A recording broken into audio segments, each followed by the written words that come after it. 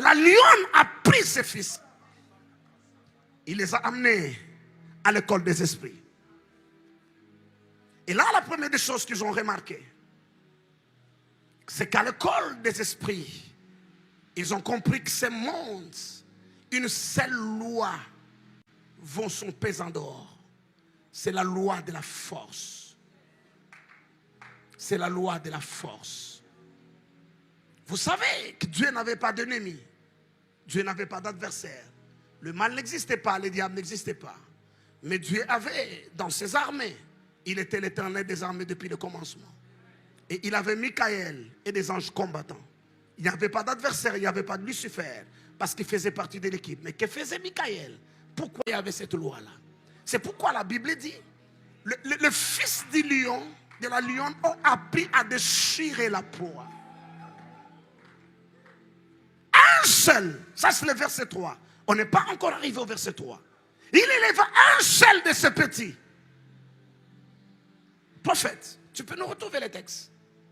Il prit un de ces petits, pas deux, pas trois, pas quatre. J'ai prié Dieu ce soir que toute personne sous le son de ma voix puisse valoir 1 millier. Ézéchiel 19, verset 3. Elle éleva l'un de ses petits. L'un de ses petits. Qui devint un jeune lion. Qui devint un jeune lion. Attendez, prophète. On le devient. Il est né lionceau. Mais il doit devenir. Est-ce que je peux poser une question à l'église? À tous ceux qui l'ont reçu et qui croient en son nom, qu'est-ce qu'il leur a donné? Le pouvoir de devenir. Le pouvoir de quoi? De devenir. Pas le pouvoir de devenir. Oh mon Dieu, c'est un processus. Il leur a donné le pouvoir de devenir. Cela veut dire qu'il leur a donné le potentiel à développer. Qui entend ce que je dis ce soir? Qui entend ce que je dis ce soir? C'est pourquoi la Bible dit, il a établi les uns comme qui apôtres, les autres comme qui prophètes, les autres comme qui docteurs, pasteurs et évangélistes. Pourquoi? Pour le perfectionnement des saints.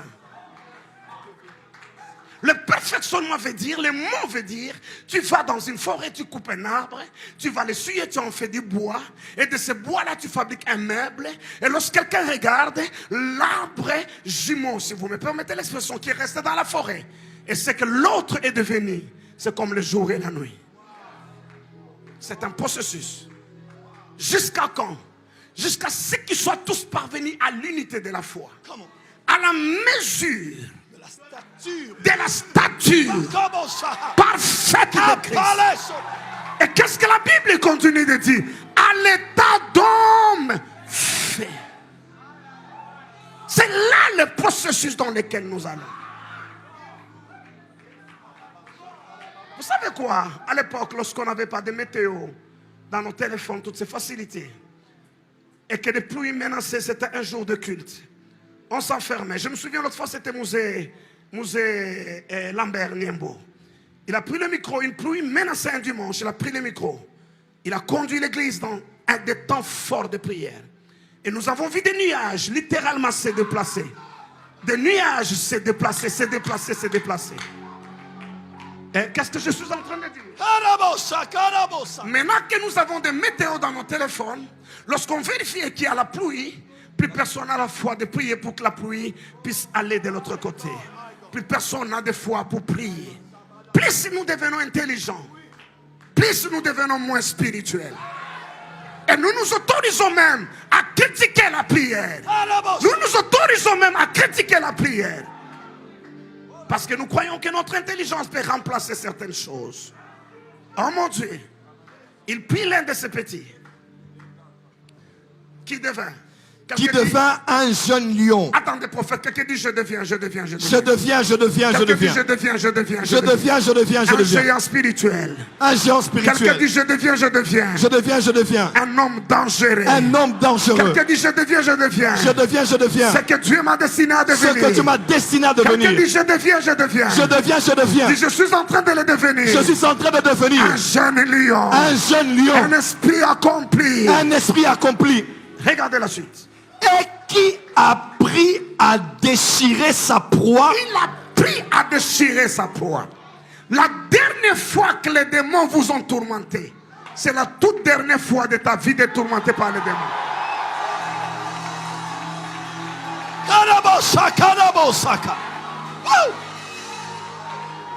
Il leur a appris à déchirer la proie. Il leur a appris quoi, prophète? Il leur a appris la vie est dans le sang. Si tu veux vivre longtemps, toi lion, tue l'antilope. Récupère son âme qui est dans le sang. Et ça te fait une vie de plus. J'ai dit quelque chose que tu as raté. Tu n'as pas compris ce jour. Il a pris à dévorer la proie. Tout celui qui s'opposera à toi devient ta proie à partir de ce soir. Papa, si vous permettez, il y a une version qui dit, il y a une version qui dit, elle éduqua tout particulièrement l'un d'entre eux. Il devint un jeune homme, un jeune lion, et il a pris à déchirer sa proie. Il dévora des hommes. Il dévora des hommes. Il éduqua. Il prit la culture du royaume. Il prit le mode de pensée du royaume. Il prit la langue du royaume. La langue de chez nous. On nous a dit,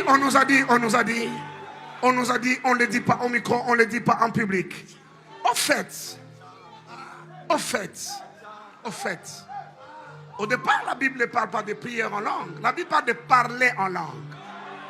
C'est comme les Swahili ou les Chiluba. Après, quand tu veux prier, tu utilises la langue que tu connais. Mais au départ, c'est le parler. Au départ, c'est quoi? C'est le parler.